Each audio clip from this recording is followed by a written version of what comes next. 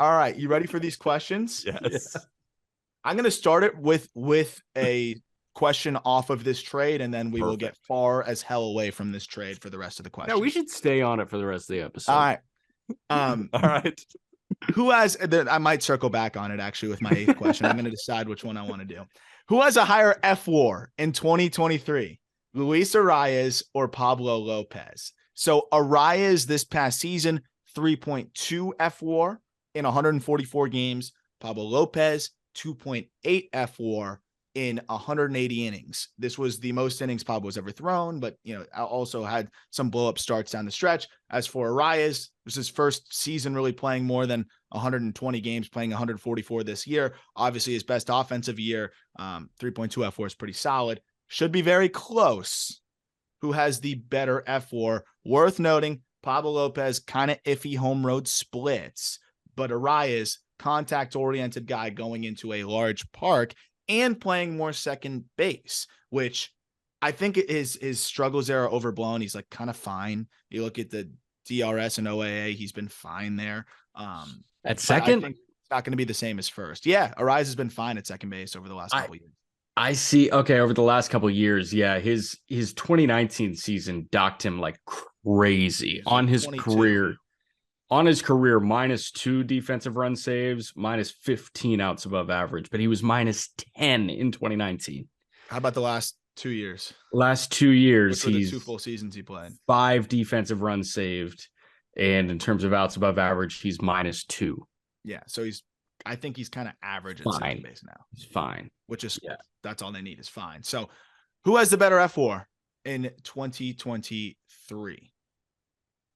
Jack, you want to go first or you want me to?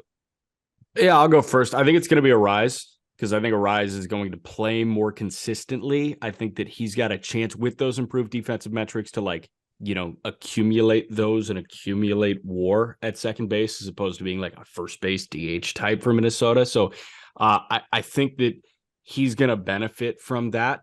And then Pablo, like Minnesota, if we've learned anything over the last couple of years, Minnesota is kind of a tough place to pitch. So we'll see if Pablo can deal with that. That's also a guy that's, from Latin America, right? Was pitching in Miami, and now he goes to Minnesota. Spoiler alert, it's cold as shit in Minnesota. So yeah, that hinders batters, but pitchers that are not used to that, he might struggle mightily out of the gates. Like for the first 2 months, it's kind of a big weather guy. It's kind of miserable in Minnesota. Like growing up in the Midwest. But don't they play in a dome? The Hubert H. Humphrey Metrodome. Yeah, growing up in the Midwest and like going to Cubs games in April, going to White Sox games, like it has snowed in Chicago in April. It snowed in Chicago in May. And, the White Sox and Twins, they always have games that are snowed out in Minneapolis in the first 2 months of the season. So Pablo could hurt from weather. I think that Arraez is going to settle in much quicker than Pablo Lopez is. Yeah, it's funny. Luis Arraez, you don't want to put a hitter in a bigger ballpark, but if there's one hitter who may benefit from the larger outfield, it's Luis Arraez. Yeah. I do think second base defense will hurt him because he's played it in spurts, but he hasn't been a full-time second baseman. And while I don't think it's going to be -9 defensive runs saved, I think he will be in the negative. I think he'll be a below-average defender at second base. But you have injury concerns with Pablo Lopez. You don't with Luis Arraez. So I would say Luis Arraez is a safe answer. But what I will say is that if Pablo Lopez can give us 180 to 190 innings and his shoulder looks good, I think not facing the Mets, because the Mets, like to your point, Arm, owned him.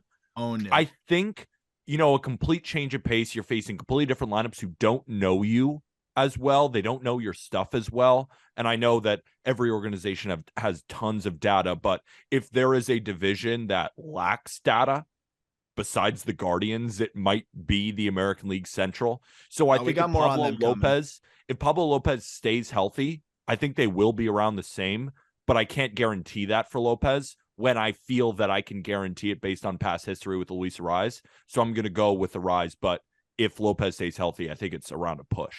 I know. That's why I wanted to start with that question, because, I think they're pretty much going to be right. It's going to be a matter of 0.1. I think they're 0.2. both going to be 3 WAR guys. Yep. I think they're both going to be between 3 to 3.5, and whoever kind of has that strong finish and it stays on the field more at the, towards the end of the year, that could be the difference. But I agree with you guys. I think Arraez is safer, but Lopez could feasibly, again, he's going to be 27 by the time the season starts, could feasibly take the next step, right? And look more like that high end 3 that we saw in spurts, and we've seen him look like a top 30 pitcher. So wouldn't surprise me at all, but I agree. Arraez is definitely the safer option, and he's going to get a lot of ABs at the top of the Marlins order. That's for sure. And they'll move him around at first base, maybe a little DH as well. Speaking of spacious outfields, that'll lead us to question number 2. And I know Jack will love this one. Actually, I know Peter will love this one too, based on what he said about him going into last year. Kris Bryant had an OPS of 851 before going down last season in his debut with the Rockies. Does he top that with a presumably full season this year? So we're obviously doing our top 10s, and our top 10s are coming out. I think we might have ranked Kris Bryant a little bit lower than we should, based on us thinking the Rockies are hilarious, based on Kris Bryant, playing 35 games last 42. year? Yeah, 42. I think he's going to be around that mark. I think he's going to be between an 830 to an 850 OPS. It's just how many games is he going to play? So 851, I'm going to go under. But 851 OPS is an incredible number. Like Luis Arraez, for example, had a 795 OPS. 850 is an 850. I'm going to go under, but I think he's going to be around there. And the more I look at Kris Bryant, the more I think we should put him higher in our top 10s. You remember when remember when Peter wrote a Kris Bryant MVP article last year? Yeah, I remember. I say this with as much bias as humanly possible. I think Kris Bryant is a 900 OPS guy next year. Like I love him. With a burning passion, the guy walks, he hits nukes. I think him in a full season of healthy in Colorado is going to be electric. That's just a guy that I latched on to and never let go.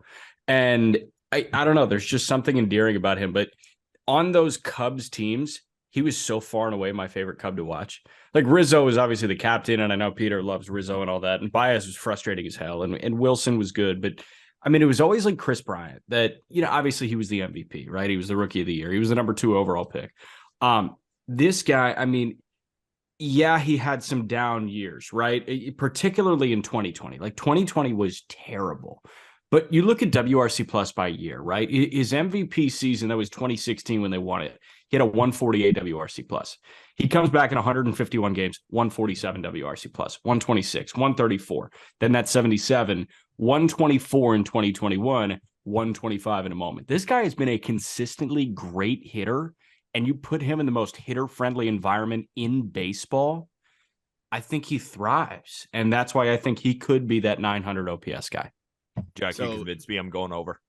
879 for his career. So both of you say over 851. Yeah. He totally convinced me. You're right. He rakes. He rakes. He's fucking awesome. 147 WRC plus is like what Freddie Freeman has put up the past 2 years. Kris Bryant was an 8 WAR player in 2016. That was a long time ago, but he's got that in the tank. Yeah, he was a lot of when I graduated high school. Yeah, you combine Pablo Lopez and Luis Arraez, you get Kris Bryant. Yes. Not a big fWAR guy over the last few years. And the reason why I brought the question up is the last full season we saw from him was, he did have a change of scenery between Chicago and San Francisco, 835 OPS that year. So I agree. I think he tops it if he plays. I don't think people realize how solid he was for the 42 games. Not as much power as we thought, only the 5 home runs, but spacious, a lot of doubles. And he's been more of that guy over the last couple of years. So I agree. I'm going to take the over as well. Isn't he still looking for his first home run at Coors? I think he is. Is he actually? Yeah, he had 5 on the road, 0 at home. Yeah, he's looking for his first home run at Coors Field. Tough place to homer at. Games. All right, next up. Which middle infield duo accumulates the highest fWAR in 2023? Last year, Francisco Lindor and Jeff McNeil led all middle infield duos with a 12.7 fWAR. Does any middle infield beat them in 2023? If so, who? Urshela and Rengifo. Don't sleep on that one, honestly. If we're talking about fWAR, the first duo that comes to mind is the Houston Astros duo with Pena and Altuve, because Pena is going to generate an incredible amount of WAR with the defense. And if he makes some of those adjustments, I think correct me if I'm wrong, did you do a thread on him? There was some times where he got off to a fast start offensively, then he kind of went into a lull, and then we saw him roar back in the playoffs. Like, I think if he is a 110 WRC plus guy, he could be a 5 WAR player. And then Altuve could be a 6.5 to 7 WAR player. He's still one of the best in baseball. So that was a 12-7 by them. I could see Altuve and Jeremy Pena putting up that type of production. John? It's going to be McNeil and Lindor. I do think so, because those two are just like that. That's the best middle infield tandem in baseball. I'm going to give you 3 tandems, and I want you to rank where they are in the contender rankings, as opposed to, Lindor and McNeil, right? So if Lindor and McNeil are 1, we're fighting for 2nd here, 2, 3, and 4. Texas, Seager and Semien. Minnesota, Polanco and Correa. And San Diego, who I think is number 2, Bogarts and Kim, who combined for 9.8.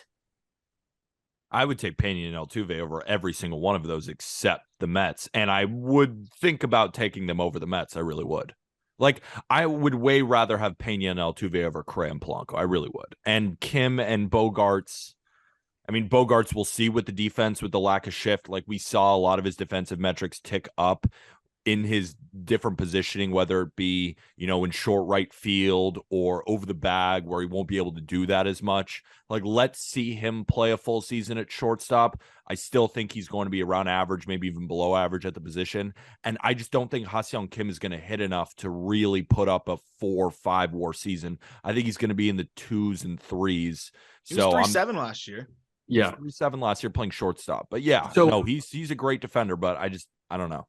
But pushing back, we get a full year of confident Kim, because 2021, obviously Kim stunk. He probably wasn't that confident going into 2022, and he built it as the year went on. Good second half. Now he knows he belongs at the major league level. Now he knows he belongs as an everyday guy. He's going to get a chance for everyday reps at second base. So that's why as much. What? I don't trust Xander as much. Yeah, here's my thinking. Would you rather have Jeremy Pena or Ha-Seong Kim? At second base, yeah. No, Pena. just who puts up more WAR, and then Altuve Pena or Bogarts. I'd go Altuve. I think it's 2-0. So what I will say is, I think there's a chance that Seager and Semien just go fucking nuclear and put up. Seager is going to go nuclear. Yeah, Seager's going to go crazy. I was listening to Foolish break him down, like with the banning of the shift, and we've said this before. This is like, you look at the shift numbers, you look at what he did, and he could be one of the best hitters in baseball. The only problem is he plays around average defense. Maybe let's tick above. So yeah, the offensive production from those two, I think, will be number 1, but a combination of defense and offense. I think you get that from both Lindor and McNeil and Pena and Altuve, and I just feel those two are the step above. Then you get into the tier below. And I even think that Edman and Donovan could compete here. I mean, Donovan showed that he could play great defense and really be a stud over there at second. And then Tommy Edman is a WAR accumulator. And then we can't forget about IKF and Glaber. So I will say, I mean, when you have an Altuve who's 9th in among position players in F4 last season, and it's actually technically tied for 7th with Yordan and Mookie Betts at 6.6, like that's going to be a really good start. So I'm with Peter on that one. I think the Rangers are within striking distance too. If Semien looks more like second half Semien, everybody loves Seager as that breakout guy. Those two guys together, especially with Semien's defense as well, that's a middle infield duo that could easily get to 12 plus right away.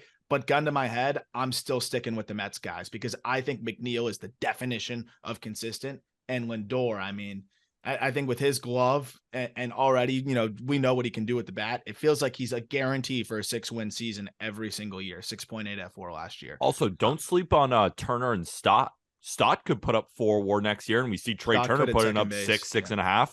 That could be a really good middle infield tandem too. And then Arraez and Jacob Amaya. Arraez right? and Joey Wendell, John Birdie. Yeah. Yeah. Don't so tell me what's the final answer short. there? Jack sticking with the Mets, Peter going Houston? I'm going Houston. And who are you going with? I'm sticking with the Mets. Okay. But I like Houston a lot. I think they're right there. I do like that pick. The Mets are the safest for me. I agree. The defense, it just. But Pena's a big X factor there because I could see him putting up identical 3.5-win season. I could see him taking another leap and being in the 5-win department. So very interested to see how he looks there. Battle of mediocre rotations here. Last year, the White Sox and the Cardinals posted identical FIPs at 3.96, which slotted exactly in the middle of the pack of Major League Baseball.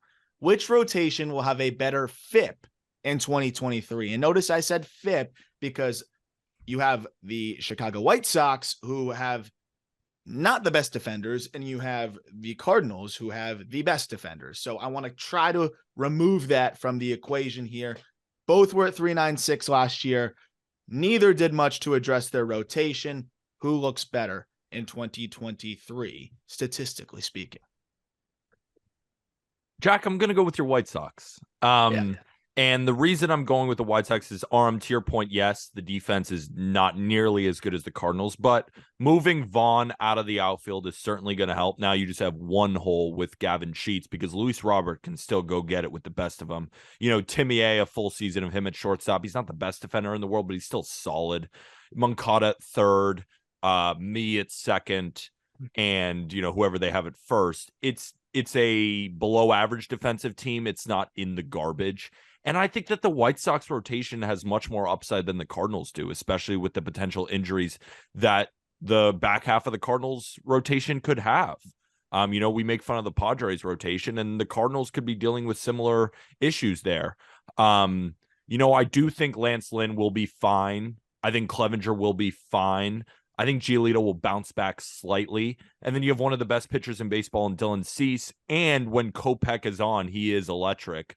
I think this rotation has more upside. And if it's a decision of, do I trust the White Sox on defense? Marginally. Like, that's probably what's going to lower them. That's exactly. Why I picked fifth. And that's why it's a really good question. But I'm still siding with the White Sox. Jack, Cardinals are kind of your favorite team? Cardinals are kind of my favorite team, but I mean, on paper, the White Sox rotation is just so much better. And that is strictly by name recognition, right? Like Lance Lynn may suck with his 5 iterations of fastball.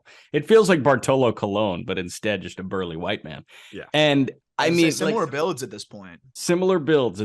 But I think Cease could actually win the Cy Young this year with Verlander out of the American League. I mean, I don't think it's Cease's to lose. I actually still think it's Shane McClanahan's to lose. But I think that it's going to be Cease and McClanahan up top, and those two are going to be battling. So you've got the possible Cy Young winner headlining a rotation that features Lucas Giolito, who, yes, I'm not a fan of the way he's pitching right now at all, but we know that there's something in the tank with Giolito. Kopech, we know that this guy can bunker down and get through 7 scoreless. And Clevenger, I mean, he's a wild card. I feel better about the volatility in the White Sox rotation than I do the super, super capped ceiling of the Cardinals rotation. My worry here is starting pitching depth, because this is an injury-laden rotation, and Davis Martin's your 6. I like Davis Martin, but after that, it's Jonathan Stever, Sean Burke, maybe Matthew Thompson and Drew Dahlquist, who were in AA. That's really bad. I could see them going for that mid-season free agent pickup. Cueto was huge for them, and he was the Vince Velasquez. That sucks. Yeah, it sucks. But you know what? Cueto last year was perfect, right? You audition him in AAA, he looked good enough, and all of a sudden he was great in the rotation. He earned himself another major league deal. I think they try and replicate the Cueto type deal. I don't think they do anything with success, but we'll see.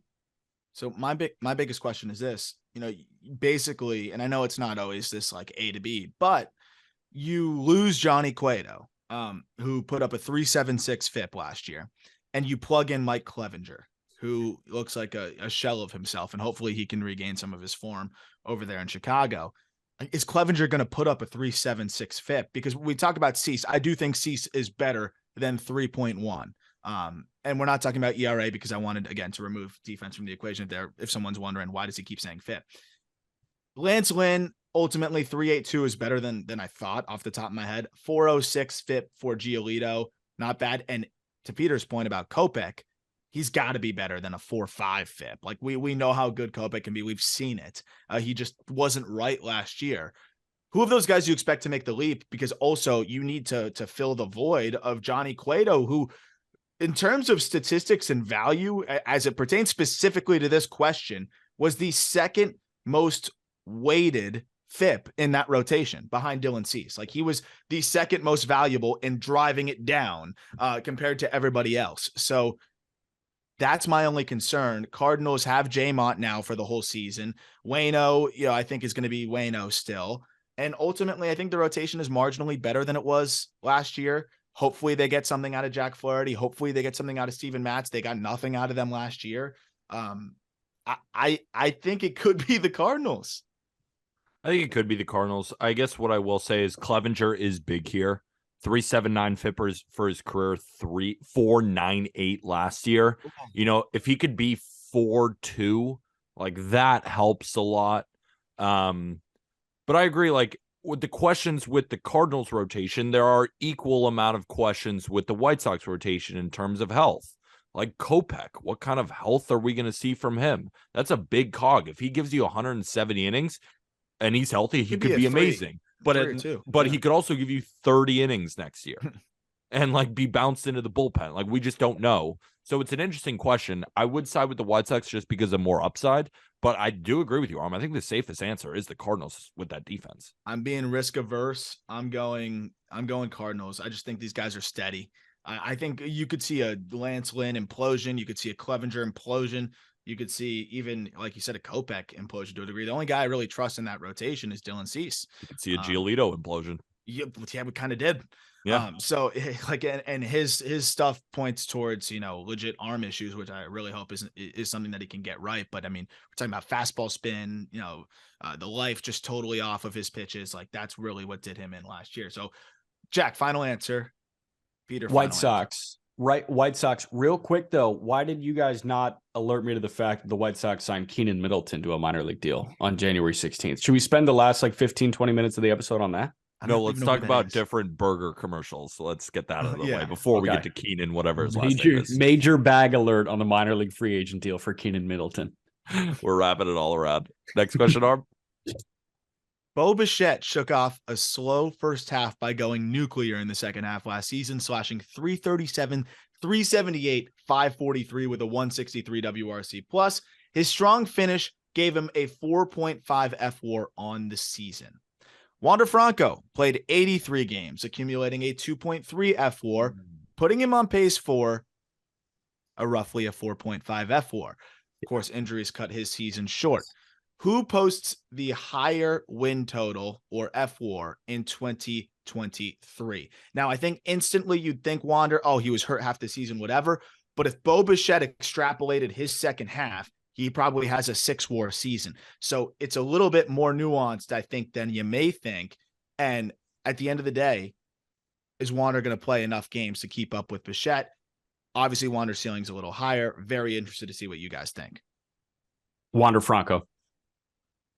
I hate this question because these are two of my favorite shortstops. Why Wander? Why Wander without hesitation when, again, may I read you what Bo Bichette did in the second half? 163 WRC plus. I can't get second half fWAR in front of me. I'd assume that 3 of those 4.5 wins came from that second half at least. So if you extrapolate that or even close to that, I think he's closer to a 5.5. And this is a young guy that's still learning and getting better every single year as well. Yeah. What was the first half WRC plus? I think 105, if I remember correctly. 105. Okay. So baseball season is a really long season. It's 6 months of nonstop ball. So you're going to have ebbs and flows. And obviously that was a peak for Bo Bichette in the second half. It was a valley in the first half. So I think that with everything normalizing, Wander Franco's baseline is higher than Bo Bichette. Fair. Bo Bichette 5.1 fWAR in 2021 as well. Yeah, you know what we do this. I do this. Every baseball fan does this. We give the guy credit before he's earned it. And Wander Franco, in terms of a talent, should be a 5-WAR guy, but let's see you do it. We ranked Freddie over Vladdy last year. Even though Vladdy almost won the Triple Crown, we said Freddie has done it year over year. He is the guy that should be ranked above him. When we come out with our top 10s, Bo Bichette will be above Wander Franco, and Bo Bichette should be the answer here. Now, you could break down the game and make a very good argument for Wander Franco, because from a talent perspective, it's hard to find a better one when it comes to defense, when it comes to offense. But Bo Bichette is a special hitter. He is not just a great hitter. He has a special way about hitting. And even if he gives you average defense, he's the type of guy who could be the best hitting shortstop in the league. That's how good I feel the bat is. I'm going with Bo Bichette. Yeah, so what I will say here is you say Bo Bichette's a special hitter and Wander Franco is not a special hitter. No, that is not what I said. You're taking words out of my mouth. No, you said Bo Bichette's a special hitter almost as the separator between Bichette and Wander Franco. And might I remind you that every stop in minor league baseball, 159 WRC plus, 155, 157, 120, first taste of Major League Baseball as a 20-year-old, a 126 WRC plus, and 2.5 fWAR in 70 freaking games. Has he He's ever a been a better special hitter? baseball player. Has he ever been in? Yes, he's a special baseball player, but Bo Bichette, I think, is a better hitter. Has Wander Franco in Major League time ever been a better hitter than Bo Bichette? No. You're not like, give me an answer, you fool. He's played 153 games over 2 years. And we're putting him over Bo Bichette, who continues to put up incredible offensive numbers besides a valley. We saw Marcus Semien put up a valley. You were just saying, oh, he could go nuclear, and I agree. And Bo Bichette is in that same breath, even though he's playing shortstop. And I only think the defense is going to get better. I don't think it's going to get worse because he's still so quick there. It's not like he has a lack of range. It's the arm that's been garbage. He just throws it into the dirt. He throws it over his head. I feel like one of these years he's going to figure that out while putting up a 130, 140 WRC plus. I don't know if Wander has the ceiling of offense that Bo Bichette does. I really don't. Wander Franco, 153 games, majority of which in an injury-hampered 2022 season, a 121 WRC plus, 4.7 fWAR, an 8% walk rate, and 11% K rate. Okay. So you say you want me to pull up Bo Bichette's offensive numbers? I say Wander. It's going to be close. It's going to be super close. And I think it's going to largely be on, whether. Can I say one more thing, Arm? Yeah. Jack is talking about this 121 WRC plus. Like Bo Bichette with a valley. Jack admitted with a valley was a 129 WRC plus guy last year. 129. Wander's 21 and could get better.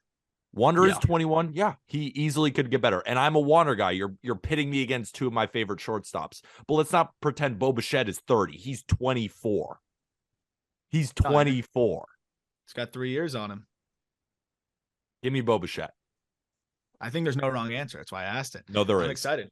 I think both are. It's going to be really down to the health of Wander, I think, for me. And that's really tough. But I'm excited to see how much power Wander is going to hit for, because that's the big factor. Bichette lifts the ball and does damage, right? Hits a ton of doubles. Can Wander match that kind of slugging output? All right. Bo Bichette has missed 6 games in 2 years. That's also a big part of the fWAR thing, right? 159 games, 159 games, back-to-back years. Pretty remarkable stuff right there. 9 teams won less than 70 games last year. The Tigers, the Royals, the Nationals, the Marlins, the Athletics, the Reds, the Pirates, the Rockies, and the Rangers. Besides the Rangers, leaving them out for obvious reasons, Which team is most likely to win 80 games next season? So I'll walk you through the names again as you think for the listeners who may not have the standings in front of them. 9 teams won less than 70 games last year. Tigers, Royals, Nationals, Marlins, Athletics, Reds, Pirates, Rockies, and Rangers. We're eliminating the Rangers because they're the only team of this group that signed a Hall of Famer and a bunch of other dudes and have spent trillions of dollars. So remove them from this group. Who is most likely to win 80 games? Most likely none of them will, but you could go a few different directions here. You could eliminate some teams off the bat, like the Athletics. I think you can pretty much Nationals. You can just throw them right in the garbage. But I have my answer. Tigers, I think you can punt them. Royals, I think you can yeet them. But I have my answer. Can I get my answer? Let's go. Cincinnati Reds. Reds. I fucking knew that. It has to be the Cincinnati Reds because none of these other teams have the top end potential.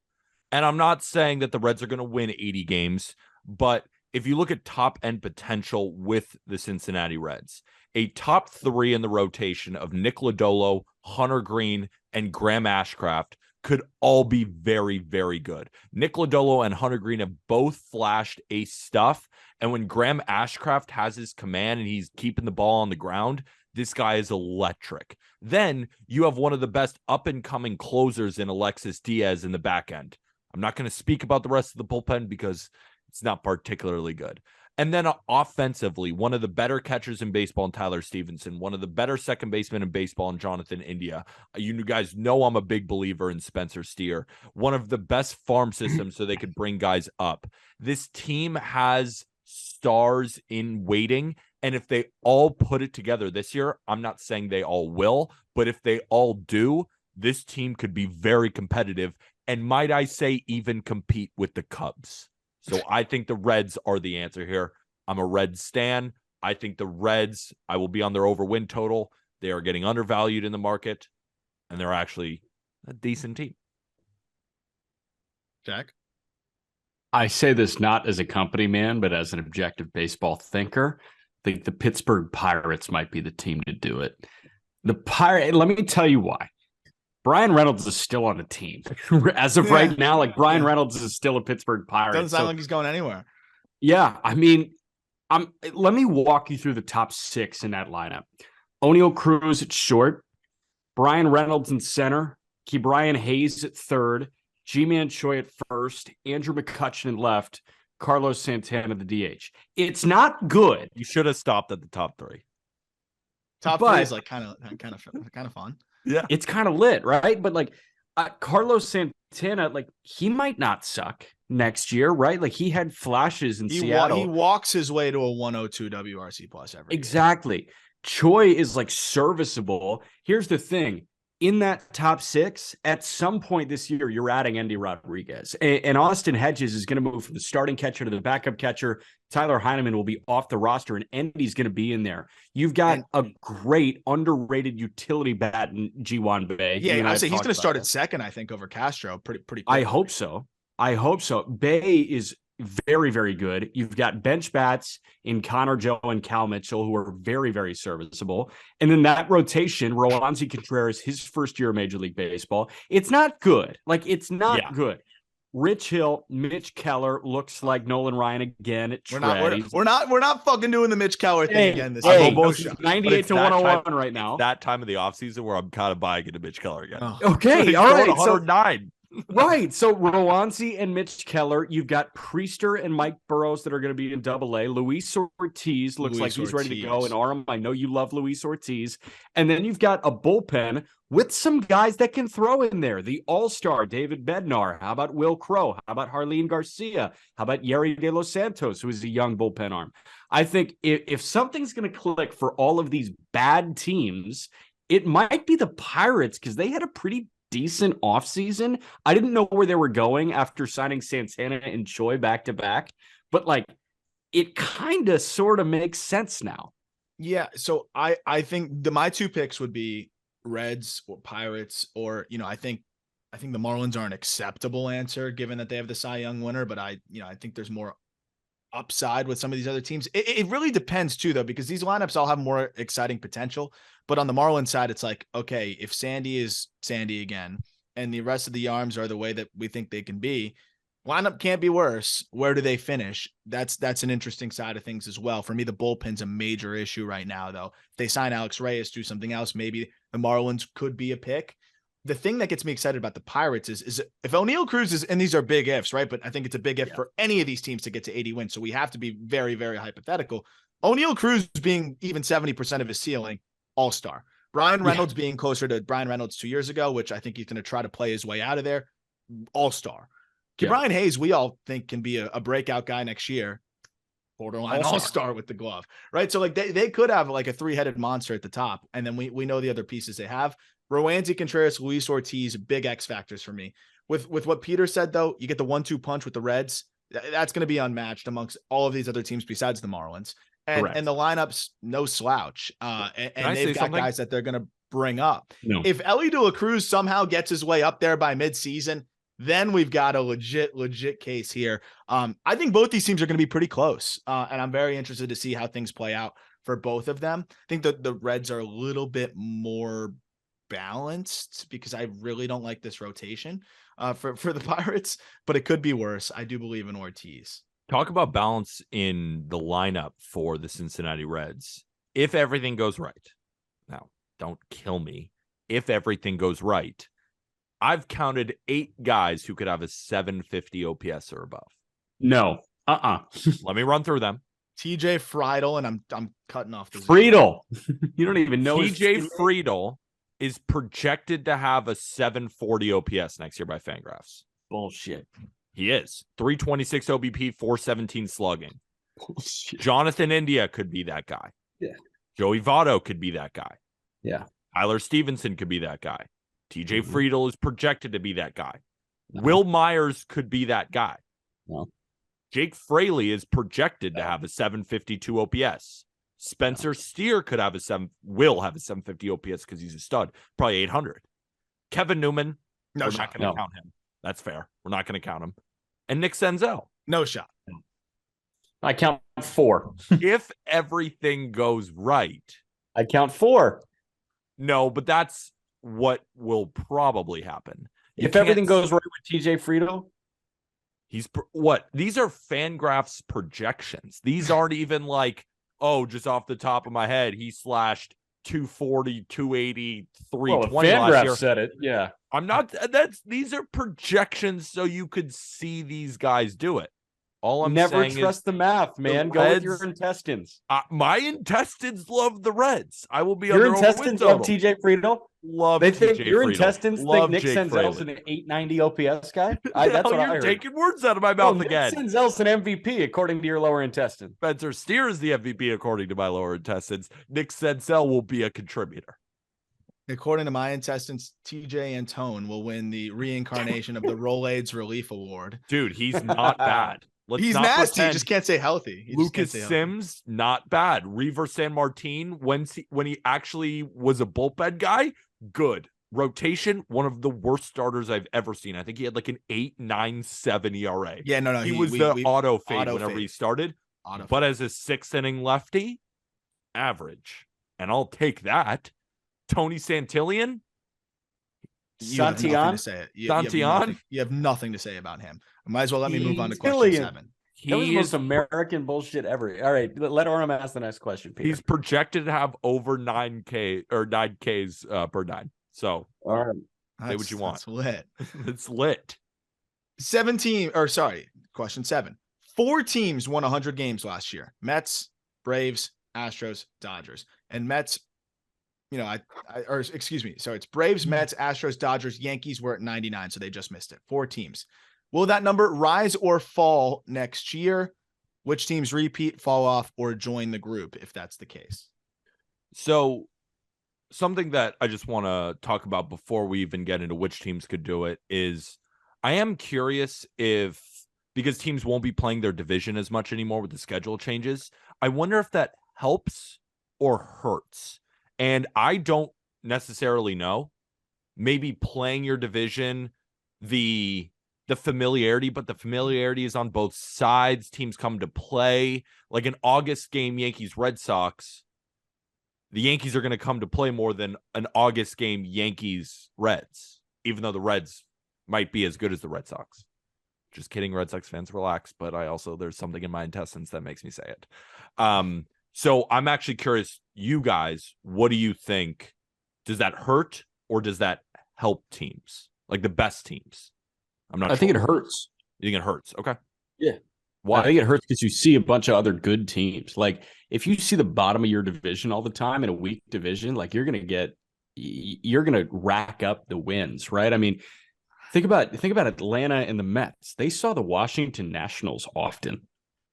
They were horrible. I always feel like those teams, though, but they also had to see the because Mets they come to play. Braves, Phillies, like they had to see each other. Those three teams had to see each other a lot. AL East, Yankees had to see the Jays, the Rays, even like the Orioles were not a rollover at points last year. And like, do you know how many bettors take Astros -1.5 against the A's and they lose that game because the A's just weirdly come to play? I almost think it helps the best teams. I'm interested, but it definitely makes it more spread out to where you can't just have certain teams feasting on their horrible division, one team being far and away the best. So, I mean, I think we look at the Braves and the Mets. I think it's going to be close with both of those teams, right? The Dodgers won 111, but I think there's some deficiencies that they have, or at least relatively speaking, compared to last year. And then the Astros are the freaking Astros. Yankees were one game away, are basically running it back with the same team plus Carlos Rodon and some other solid pieces. What's the final answer here? Jack? I think the number drops. And here's the take. I think for the first time in what feels like eons, the LA Dodgers don't win 100 games. I think these deficiencies are crazy. Like, they don't really have a shortstop right now. They're so crazy, they'll only win 98 games. Like that's but I mean, I know, but you're right though. Like that's right. A drop off. I don't think this is an 100-win team with Walker Buehler out for the entire year. That really, really hurts. Yeah, and their depth is going to be tested, like with the Bobby Millers. And their of the depth world right now is Jason Jason Hayward. Yeah, I mean it's not nearly as good as it was in previous years, but if you know anything, the Dodgers, betting against them in the regular season has not been a good recipe. But at the same time, this team has been much better in previous years. So when I was going through it, when you were listing all the options, the only three teams that I see winning 100 games are the Astros, the Braves, and the Mets. And we're going to get to like World Series predictions. And the more I look at the Braves roster resource and the more I look at these projections, like I think they're going to win the World Series. That's crazy. So can I throw one more team in there? If it does hold at 4, I think it's not the Yankees that get to 100 wins. I think it's St. Louis that gets to 100 wins. No shot. You're on crack. I might be on their under win total at 88.5. Yeah, I do like drugs, but I could see the Cardinals as an 100-win team. Last 100 question. wins with that pitching? How are they going to do that? Was Wayno going to win 20 and Michaelis wins 20? No, let's stay on this. Why do you think that? Because they've got balls and vitamins. Yeah, they do. No, I think that lineup could be the best lineup in baseball. I think they could put up the best. Yeah, I mean, they're the best defense and the best lineup. They're one of the best bullpens in baseball. Like, if they do attack the trade deadline effectively, or if they attack, the May trade market effectively, and they do get a frontline guy or a 2, I think there's enough pedigree in the rotation for them to succeed. Like Adam Wainwright, his peripherals may not be great, but if we've learned anything over like the last freaking 40 years of Adam Wainwright baseball, it's that he knows how to pitch. Like, he knows how to win games. Miles Michaelis may not have a great FIP, knows how to win games, right? Jordan Montgomery, that guy can win games. So, yeah. Well, that's the thing. What I will say is you could get 30 starts for Matthew Liberatore and Dakota Hudson. How many of those do they possible? Win? But the rotation, I think, is better than it was last year overall, right? And Quintana, you add, I get, but they added Quintana later, right? And that's what I'm saying. They're getting a full season of J-Mont now, who's going to be, I think, very, very big for them. They add they won 93 games. Add Wilson Contreras, add J-Mont for a full season. Add Tyler O'Neill. Hopefully, Dylan Carlson makes a leap. It'll be really interesting. I'm interested to see if they can continue to circumvent his pitching. And also, Yadier Molina was like the worst player in Major League Baseball last year. Like, right.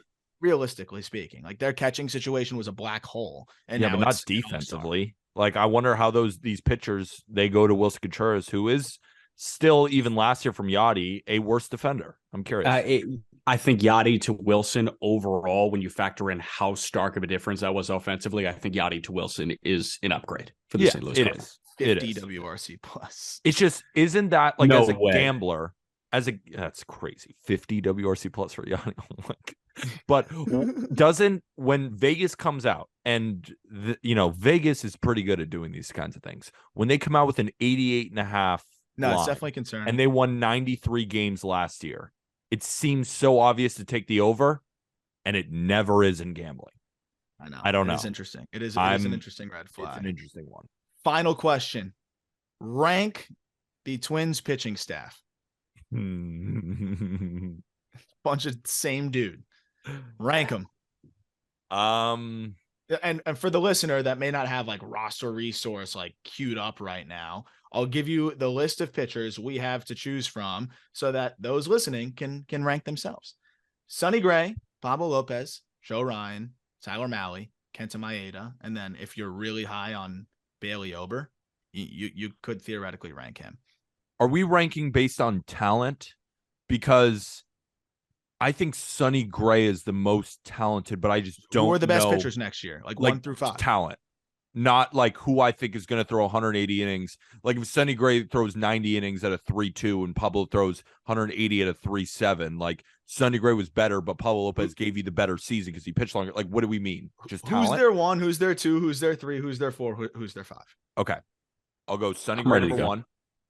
Okay. Sonny Gray number 1. Pablo number 2. Joe Ryan number 3. Mahle number 4. Maeda number 5. You and Fangraphs, baby. Yeah, that's what Roster Resource has. I think it's accurate. All right. Pablo Lopez is the 1. I'll go Joe Ryan is the 2. Woo! I'll go Gray as the 3. I'll go Simeon Woods Richardson as the 4. Shut the fuck up. I'm serious. I'll go Maeda as the 5th, and I'll go Mahle as the 6th. I think there's a chance that Mahle might just stink, and Simeon Woods Richardson jumps in and runs with it. I don't know how you can say that. I love Tyler. Wow. Yeah, I don't know how you can say that, Arm. Do you agree, Arm? Sonny Gray had a 3.08 ERA last year, 120 innings. He's good. I could understand the case of Pablo over Sonny just because Pablo's just did it last year, right? And Sonny continues to get hurt, and we're talking about injury issues. Like, still, Pablo's able to put together, So we're ranking on talent. We're ranking on like who the ace is, and ace is a little bit of availability too. Like, I'm not going to give him credit for having a 3.08 when it was in 119 innings, and then the year before that he had a 4.19 in 135 innings. It was in Cincinnati. I would still give Sonny Gray the nod though as like the quote unquote ace. I think just with just who he is kind of and what he's capable of. But it wouldn't surprise me to see Pablo kind of leap him by some point this season. I would probably still go Gray 1 though, because Gray has that ace pedigree. At points he was that guy, and I think Pablo's still trying to like prove that he's in the front more than the middle of a rotation. So I would go Sonny Gray, Pablo Lopez, Joe Ryan, Tyler Mahle, just like roster resource. I would go somebody over Kenta Maeda. I don't really like Kenta Maeda. So SWR? I think Bailey Ober is better than Kenta Maeda. And I know they're going to keep Kenta Maeda in the rotation, but I would put Bailey Ober or SWR over Maeda in that rotation personally. Like Mahle in 2021 had a 3.75 ERA in Cincinnati with 210 Ks and 180 innings. And then last year he was just split between the Reds and the Twins, banged up a little bit. I think he comes back and he's a very solid pitcher. I think he's going to be around a 3 or a 4. Jack? And I think Joe Ryan's really freaking good. I agree. No, I think Joe Ryan is above him. This bunch. But I just think we're underrating Mahle. I really like him. Believe me. I think Jack is crazy for how harsh he was on Mahle there. Tyler Mahle has thrown over 100 innings 4 times. 4.98 ERA, 5.14 ERA, 3.75 in 21, and then 4.4 ERA in 22. That's also a great counterpoint. You nerd. Yeah. I will say Glasses Pablo and a versus turtleneck Sonny on a is an Saturday. interesting I'm a conversation. fucking dork. Pablo Sorry. versus Sonny is an interesting conversation. If we want to talk about projections, Sonny 3.99 projection in 148 innings. Pablo 3.78 projection in 171 innings in terms of ERA. Pablo, I don't believe their projections though. Only when they fit my narrative. That's facts. I like Good. that. Yeah. I like that. That's how 45 was with data. Actually, I'm going Pablo. I'm going Pablo 1. I'm going Pablo 1. Good. Bias. Pablo, Sonny, Joe Ryan, Mally, and then fWAR. / I prefer Ober, but Ober. I like how we're kind of wrapping up the Marlins Twins trade in a little bit. Like the Twins just traded for their best pitcher and they could have a top 10 rotation. That's how good Pablo Lopez is in your mind. I mean, he was top 30 in fWAR last year and had like a blow up second half since the start of 2020, pretty much among the best 40 and almost any pitching statistic you want to pull. But the Marlins did very well in the trade. They did okay. Brave strength is their rotation. It's really good. Sorry, we forgot that. Very, very sorry. They got really good pitchers and the team is really good and they're contenders. So, yeah, wanted to just make sure we plugged that part in. I think that could be a really good 1 through 5. If Mike Soroka is 70% of what Mike Soroka has been in the past, he's one of the best 5s in baseball. If Ian Anderson can regain something close to his form, he's one of the best 5s in baseball. Speaking of the best 5s in baseball, Leo Morgenstern just put out a great piece on justbaseball.com of all of the best 5 starters in baseball. Go check that out. That's it from me. That's all my questions. Fun Saturday episode. Great questions, Arm. Make sure to get your Just Baseball merch in the episode description. Remember, if you want to use Prize Picks, code is still up. Use code Just Baseball or code Just Gridiron. We're going to be doing season-long player props, and you can get some free money to play along with. If you use that code, when you download Prize Picks, use Just Baseball or code Just Gridiron. If you put in 50, you get 50. If you put in 100, you get 100. If you put in 10, you get 10. They match your deposit. Again, so much stuff happening on justbaseball.com. We're going to keep you guys rolling. We have World Baseball Classic content coming. We have top 10s coming. And if you have been enjoying the content during the off season where we're giving you 4 episodes a week, well, most baseball podcasts, and you know it and I know it, are giving you 1 to 2, maybe episodes a week. We're grinding over here. If you would give us a 5-star review, if you've been enjoying the content so far on Apple or Spotify. And if you're watching this on YouTube, what's up? Braves fans, sorry for forgetting you. I think your rotation's really good too. I kind of think you're going to win the World Series. So how about leave a comment, hit the like button, hit the subscribe button, and make fun of Jack's outfit in the comments. There's no great team in college basketball this year, but the 16-3 Arizona Wildcats, when they run out Ramey, Krisa, Henderson, Tubelis, and Ballo with Larson as the 6, they have a chance to win the national championship. It starts this afternoon against the UCLA Bruins in Tucson. UCLA money line. And with that, thank you, everybody. I forgot to